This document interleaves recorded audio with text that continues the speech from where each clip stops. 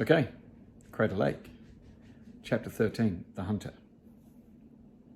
I wish I'd brought my binoculars, Max says, trying to see where I'm pointing. They're celestrons. Whoa, really? I say. I have no idea what celestrons are. Yeah, they're as awesome as you'd expect. So you and Adriana go for the backpack, right? Me and Kat will look for Chets. We'll meet back at the lake, probably with the hunters on our tails, so be ready. Understood, Max says. We'll be ready. Be careful, you two. Adriana squeezes Katja's hand. Look after each other. And you, I say. And we move towards the building, skirting the tree line. Things have moved on so much since last night. It's like a new level of danger has set in and we're all feeling it. And you know, being dead tired doesn't help either. Where do you want to start looking? Katja whispers. I know Chet's as well as I know myself, I say, and there's only one place he's going to be. We keep moving right towards the river, and I'm sweating because it's midday and the sun is blazing, and because for the first time since it all kicked off, I am properly scared. I hate thinking of Chet's alone and terrified, and the memory of his look of betrayal plays on repeat through my mind, broken only by images of Hosh with her lips stretched back, pincers out, and balls of poison shooting from her mouth.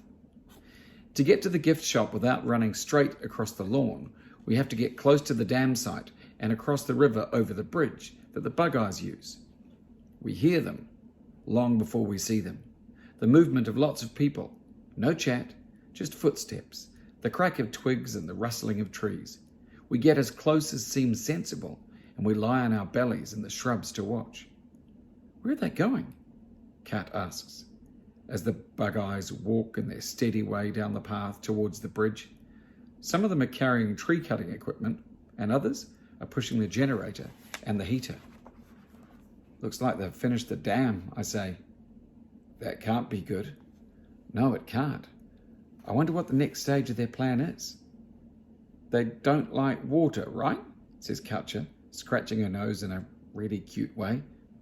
So now they've blocked the river, maybe they're going to try and empty the lake.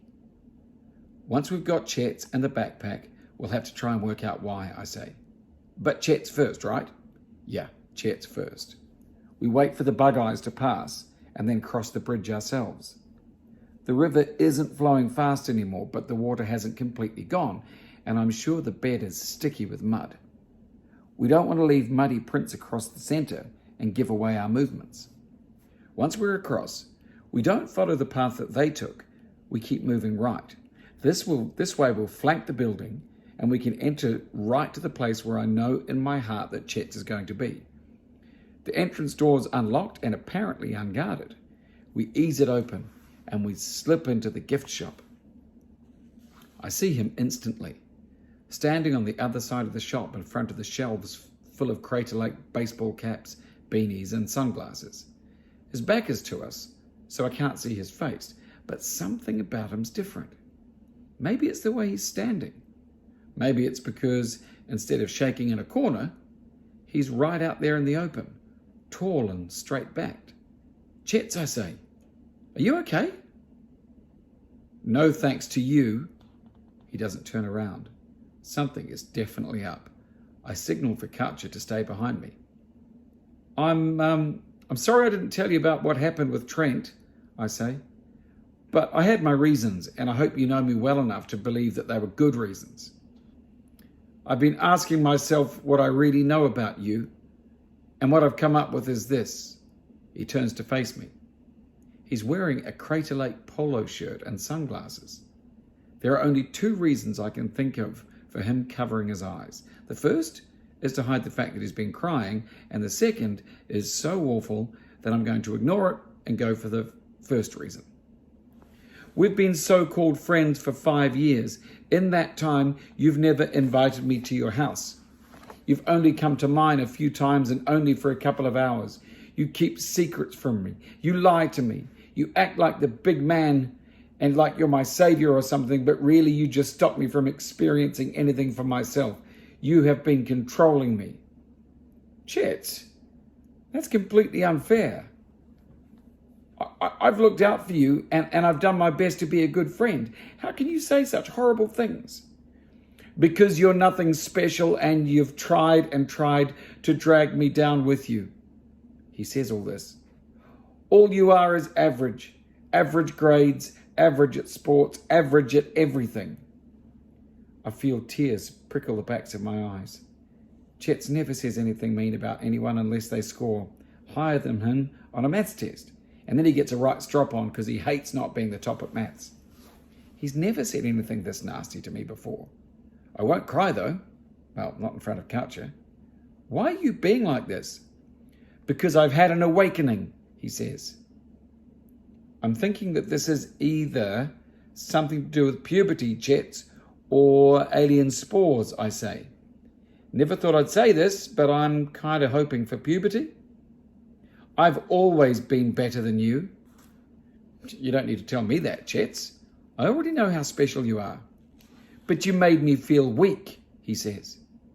When I ran into the shop earlier, I was scared and sad and so very, very tired. But now I'm strong and fast and brave and more powerful than you can possibly imagine.